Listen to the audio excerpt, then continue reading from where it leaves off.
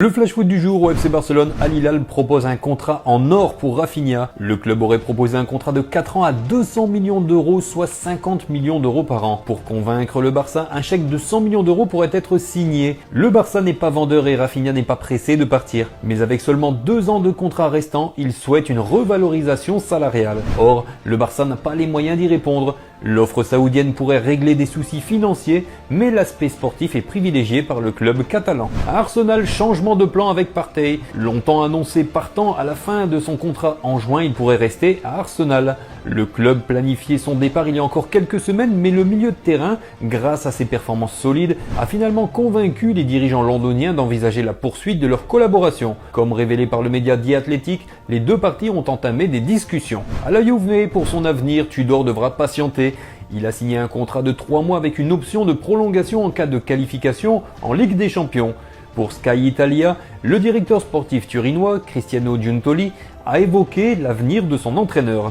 Nous avons été très clairs dès le début, il y a la volonté et l'espoir d'aller de l'avant avec Tudor, mais c'est une décision que nous devons prendre à la fin de la Coupe du Monde des clubs, a précisé le dirigeant. À Aston Villa, Rashford refuse Londres. Il ne sait pas s'il poursuivra son aventure avec Aston Villa, qui dispose d'une option d'achat fixée à 48 millions d'euros.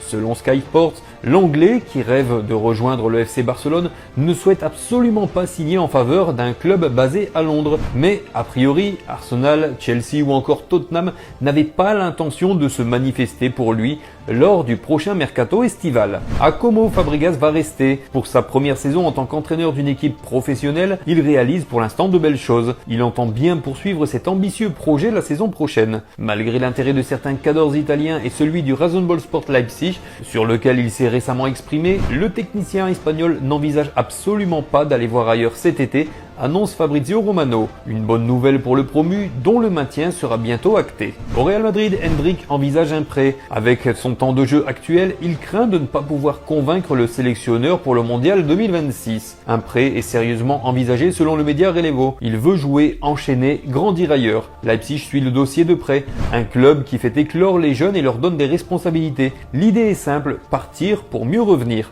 Affaire à suivre. Et à Marseille, Ribéry et Drogba vont jouer ensemble. Le club fête ses 125 ans cette saison et prépare de belles célébrations. Le 2 mai, en plus de Robert Pires et Samir Nasri, les supporters verront Didier Drogba et Franck Ribéry rejouer. Le club a communiqué à ce sujet. Cette soirée de fête réunira les supporters, les légendes et tous ceux qui ont contribué à écrire les plus belles pages de l'histoire du club, a précisé l'OM.